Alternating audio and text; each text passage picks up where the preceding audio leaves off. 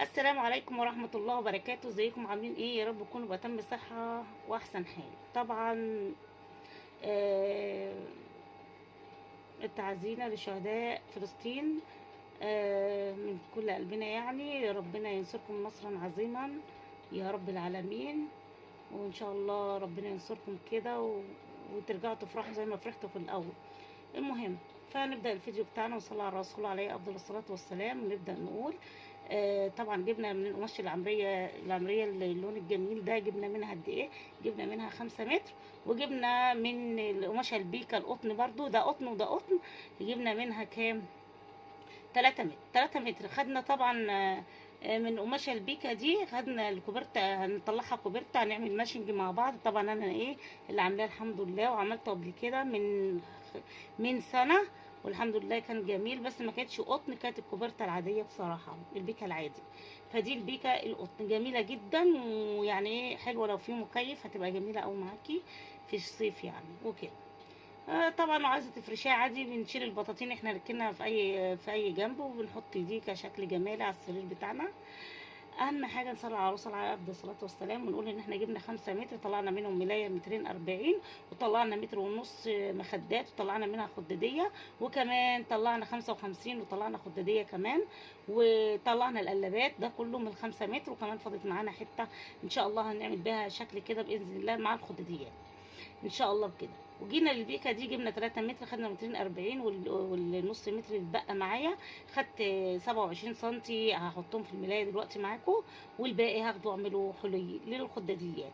يلا بقى مع بعض نصلي على الرسول عليه افضل الصلاه والسلام. ما تنسنيش بقى احسن لايك، ربنا يكرمك كده معانا وتستمري في قناتنا، لان هتلاقي كل جديد عندنا ان شاء الله.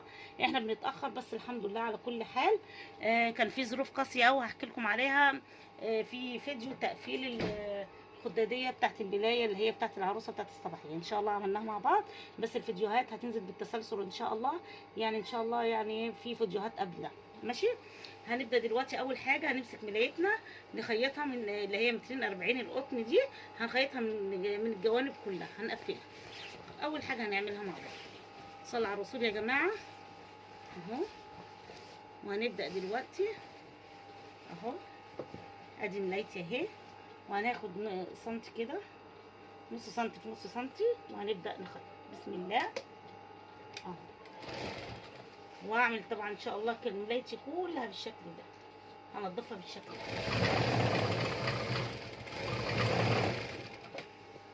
ابعد شويه دي اهو، زي ما انت شايفه كده. التانية اهي اهي.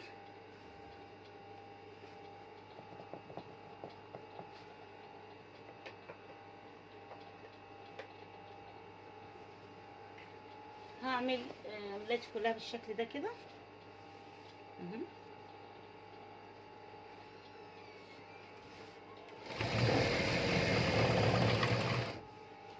كلها هعملها كده، الجوانب كلها. ملايتي دي واخداها كام؟ 240.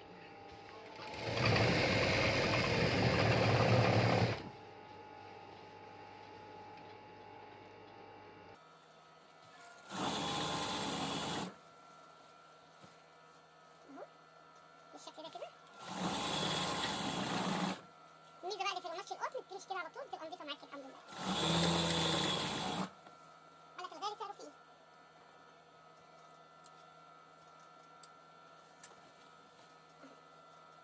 شايفه؟ طبعا عامله الجنب معاكم ده ان شاء الله هعمله مع ايه؟ هعمله بقى يعني مع قفله الكاميرا كده. اهو على القلبه كده، وتانية في تانية زي ما انت حابه. عايزه تخيطي على القلبه خيطي، خيطي على القلبه اهو. بصوا قربنا نخلص ان شاء الله. حاسه ان المكنه فيها بورصه كده. شوفي اهو الجنب التاني اللي فيه بورصه انا بعمله برضه عشان يبقى فيها نظافه يعني وكده.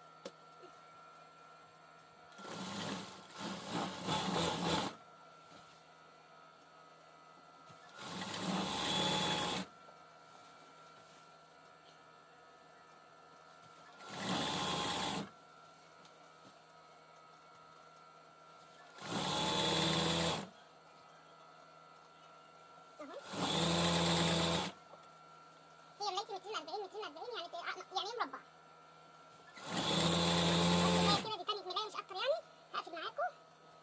هنعمل ايه تاني. طبعا القطعه اللي انا خدتها 27 سنتي ده اللي انا هحطها برضو لطش كده على الملايه، هتنيها كده انضفها بالشكل ده كده، هنضفها اهو. طبعا كل ده بس انا ايه هحاول انضفها كده مع بعض عشان لما احطها تكون جاهزه على طول كده. اروح حطها، هتني سنتي كده، هبدا اخيط عشان تبقى نضيفه معايا اهو. بسم الله. المره اللي فاتت كنت عاملاها مثلث، بس المره دي بقى مش هعمل حاجه.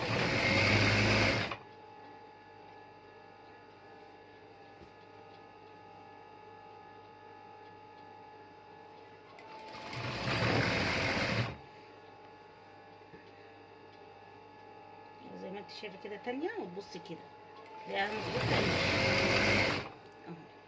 تانية كده تلاقيها مظبوطه امشي تمام كده اهو. تانية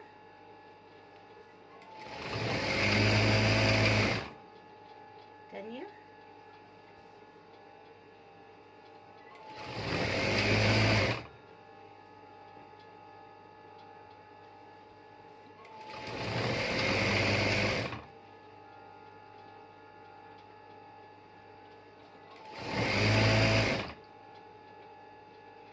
اهو.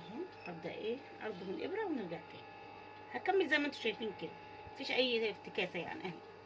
بصوا عشان تبقى نضيفه معايا كده. تمام تمام. جبنا القطعه بتاعتنا، سيبنا حوالي 10 سنتي كده اهو، حوالي 10 سنتي، وممكن تكون اكتر من 10 سنتي.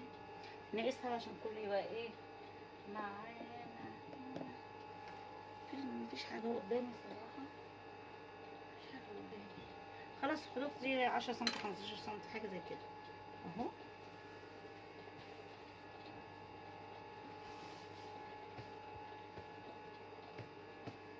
طول ما انت ماشيه كده تظبطي. خلاص الوش على الوش كده ها.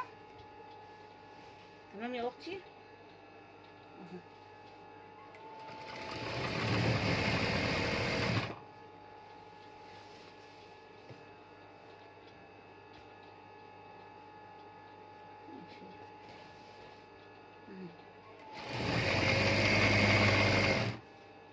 اهو تبقى كده شايفين اهو. خلاص خليكي ماشيه زي ما انت ماشيه كده.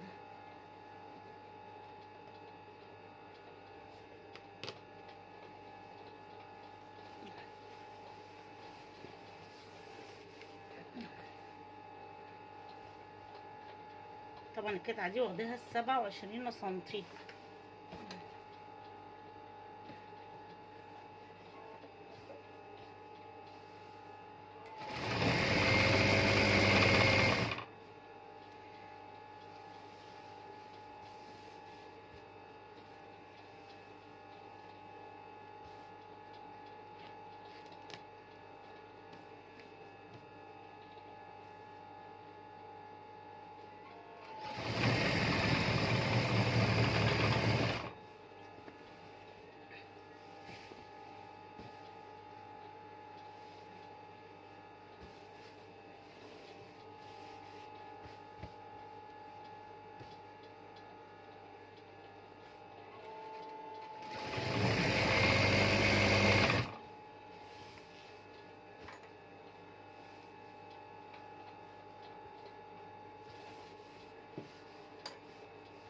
شايفه ظبطي كده مشيش خلاص.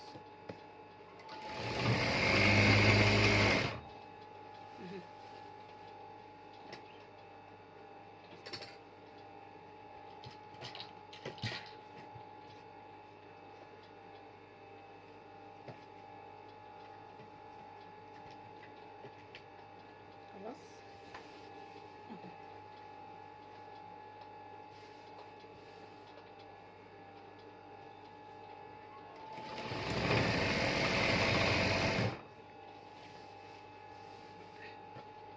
شايفه ولا مش شايفه اهو.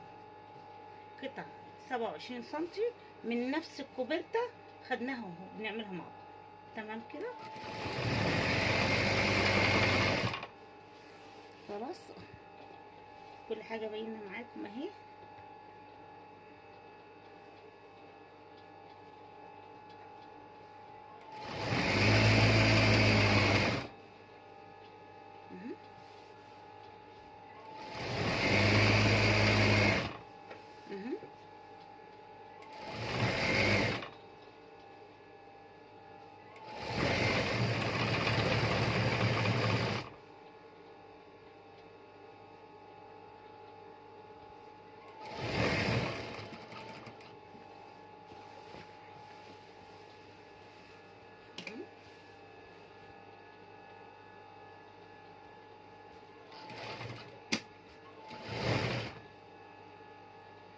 طبعا هقفلها من الناحيه التانية. طب انا قفلت من هنا اهو، هنقفل من هنا نشوف هنعمل ايه تاني. خلاص. طبعا نكمل ملايتنا. لقيت ستان عندي جميل قوي على الوشين اهو، فانا قلت ايه استخدمه معاكم. تمام. اهو نيجي هنا على الخياطه اللي احنا عملناها، اللي احنا ثبتنا بيها واللي احنا نضفنا بيها اهو، ونخلي كده الدواسه نخيط على الحرف خالص زي كده. شايفين؟ يعني خليتها حلوه، نطقتها بصراحه ما شاء الله.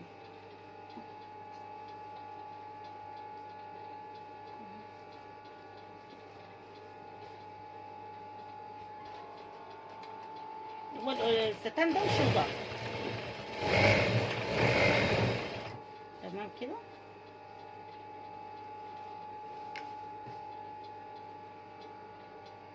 هقطع بقى هنا خلاص كده عشان ما اطولش عليكم.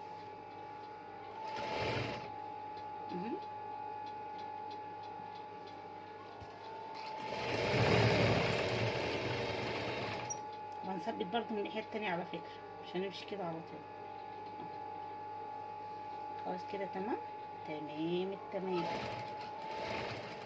خلاص كده قربنا نفنش ملايتنا ونخش على الكوبرته بتاعتنا بقى ان شاء الله. ان شاء الله فيديو التقفيل بتاع الخداديه ده لوحده باذن الله زي ما احنا بنعمل اهو. بصوا فرق كتير والله بجد يعني اهو، فرق كتير كتير ما شاء الله اهو.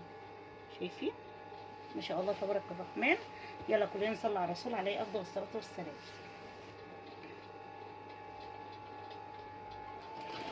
برضه هخيط من هنا كده كده، خلي الدواسه على الحرف في جوه، وكمان الابره على الحرف خالص اهو. شايفين؟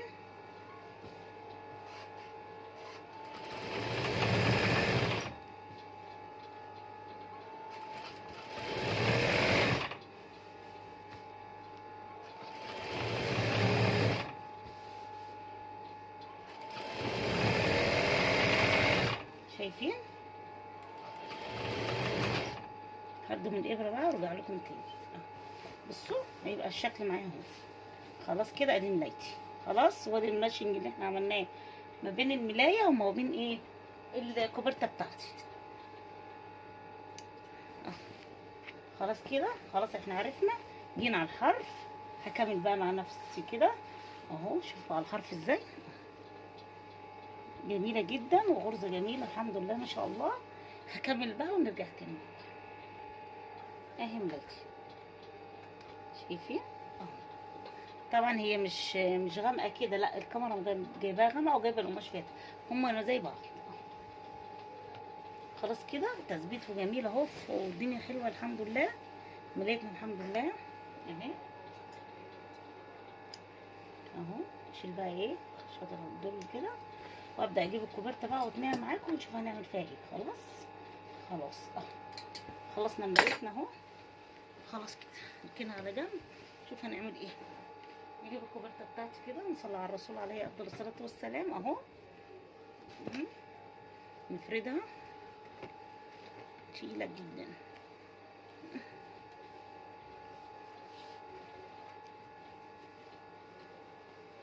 اهو.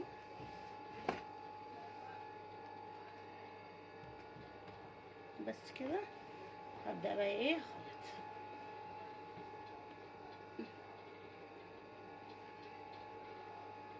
بالشكل ده، سنتي وسنتي، نص سنتي او نص سنتي. تمام. نصلي على الرسول. هنلضم الابره ونرجع تاني نكمل. طبعا جبنا الكوبرته بتاعتنا كده ونحط لها طبعا فرو. انا وريتهولكم قلت لكم صبغته ازاي، وهنبدا من دلوقتي نتني الكوبرته بتاعتنا. مش نبدا طبعا اهو بنكمل تانية كده. بتني الكوبرته من جميع النواحي على القلبه كده بتنيها تانية كده عشان تبقى نظيفه معايا. ولو في زوايد ولا حاجه بتتدارى، يعني لو حته مثلا جايه موربه شويه ولا حاجه كل ده بيتدارى. خلاص كده. وهنحط الكره الفرو كل حاجه معاكم اهي باينه زي الشمس، باينه زي، باينه اهي زي الشمس. قصدي باينه زي الشمس يا جماعه، معلش غلطت، مش عين شمس، لا باينه زي الشمس. مش عارفه ليه عين شمس معلقه معايا كده، لو اني ما عمري ما رحتها ولا عمري اعرف فيها حد. بصوا هي العدله اهي، عمري ما اعرف فيها حد. بس مشكلتي مش عارفه برضه، حلمت ان انا في عين شمس في حد وانا ماشيه وفي واحده بتدور عليا. مره حلمت برضه ان في واحده اسمها سحر بتقول لي تعالي عايزاكي ضروري امر يهمك، في موضوع يهمك عايزه اقول لك عليه. مش عارفه بصراحه ايه اللي يخليني احلم بعين شمس بالذات. طب انا بروح المرج، بروح المطريه، ايه اللي يخليني احلم بعين شمس؟ اشمعنى عين شمس؟ انا مش عارفه. حتى دلوقتي وانا بقول لكم كل حاجه واضحه زي الشمس، برضو جت في بقي برضو عين شمس. مش عارفه في ايه، حاجه بتقول لي في حاجه مش عارفه. هون المحطه دي في جامعه ما اعرفهاش خالص، ولا حد راح عندنا جامعه عين شمس في العيله كلها، ولا بسمع عنها اصلا. مش عارفه يعني معنى لو حد بيعرف يفسر احلامي يقول لي، بمعنى ان انا يبقى في دماغي ان انا احلم بعين شمس واحده اسمها سحر عايزاني ضروري، وتقولي امر يهمك ويهم بيتك ويهم عيالك. مش عارفه، انا مش عايزه اوضح اكتر من كده، بس اشمعنى عين شمس؟ ولا كل حاجه وضحت زي عين الشمس؟ مش عارفه، معلقه معايا قوي، معلقه معايا قوي قوي قوي قوي، مش عارفه ليه. احلام وكلام مش عارفه. لو حد يا جماعه يقدر بيفسر احلام ممكن يقول لي ايه سبب يعني تعليقي فيها كده. واحده اسمها سحر بالذات، ايه سحر دي؟ انا ما اعرفش برضه حد اسمه سحر خالص في حياتي، في حياتي ما اعرفش حد اسمه سحر.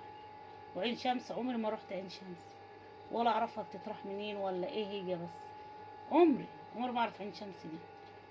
فقولوا لي يا جماعه بقى والنبي لو حد بيعرف يقول لي. واحده اسمها سحر ماشيه ورايا قبل كده، واحده اسمها، واحده برضو بتقول لي تعالي عايزاكي، برضو نزلت محطه عين شمس مش عارفه ليه. وواحده بتقول لي عايزاكي ضروري امر يهمك ويهم بيتك ويهم اولادك. مش عارفه، يجعله خير. مش عارفه، مفيش حد خالص في عين شمس يا جدعان خالص، ولا اعرف عنها حاجه. مش عارفه، نشوف بكره نقعد على الحيطه ونمسك الزيطه. يجعله خير، يجعله خير. اهو ادي اهي الكوبرته بتاعتي تمام اهي. ايه رايكم؟ خلاص كده خلصنا كمان الكوبرته اهو، وعملناها من جميع النواحي الكره اللهلوبه دي اهو اهو. خلاص كده خلصت انا الملايه والكوبرته خلاص خالص خالص خالص كده. هشوف لو حبيت اعمل حاجه هعملها معاكم، ما عملتش هوريكم شكلها بعد ما اتعملت كده. فكده استودعكم كده لحد ما اشوف هعمل ايه ونرجع تاني نكمل.